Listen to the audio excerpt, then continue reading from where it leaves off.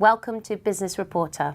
I'm Louise People, and today I'm joined by Murray Cox, Strategy Director at Pancentric.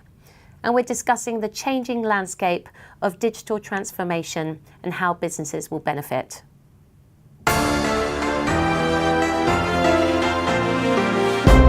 Hello. Hi. Now, there's lots of noise about digital transformation at the moment. Companies across the UK and around the world are really taking on this. Why? It's about future-proofing of business. The digital revolution has really changed customer expectations. People have a smartphone with them 24/7 these days, and that means that they want to interact with you in new and different ways. So the transformation agenda is really about recognising that. So there's the future-proofing, but also it's an opportunity for companies to really look at where is their growth and future going to come from.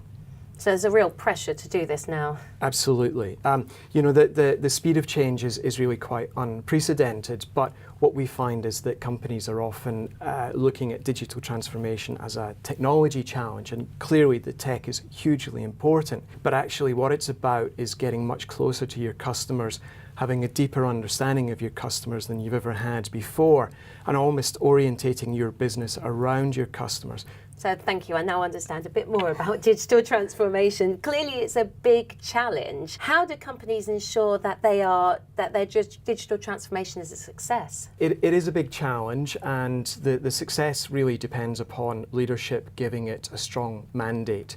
So the C-suite absolutely needs to be involved in transformation, but equally, the CEO shouldn't be thinking about going off to code school. How do they buy into it then? It's about really understanding, again, where is the growth going to come from? It's about mandating people to make changes in the business, but it's also about picking off a single area of the business rather than trying to boil the ocean in one go. So choose one product line, one service line, one problematic customer journey.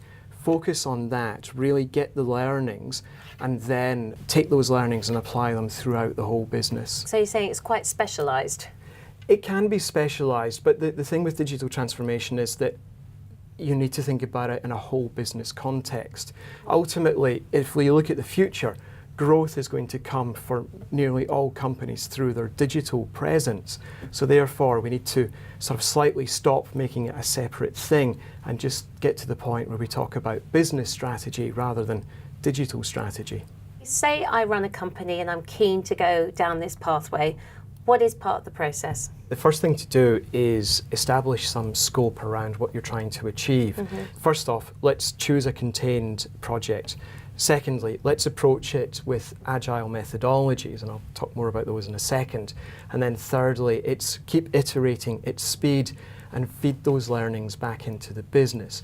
So the burning issue could be a single customer journey, it could be a particular product line or service that you offer. Don't try and do everything at once. Let's treat it as a pilot program. Let's understand what we want to achieve with it. Is it more growth? Is it better retention of customers? Let's get some metrics in place to start with. Are you saying that one size fits all here?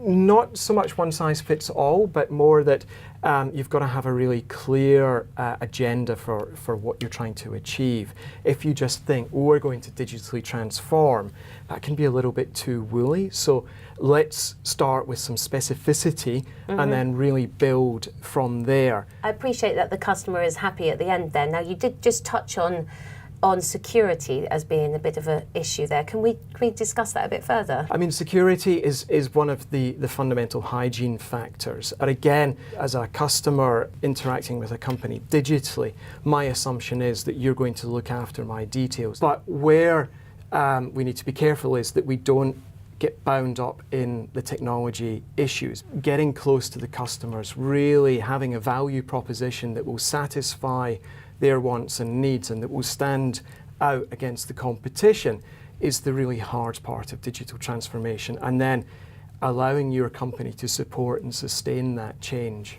If we are to keep ahead in the digital world, what do we have to do? It's having that mandate, that vision from on high, from the leadership, from the C-suite to start the transformation process. But in the UK, we've got the highest pro rata spend on e-commerce of any country in the world. So making the business case for transformation should be very straightforward.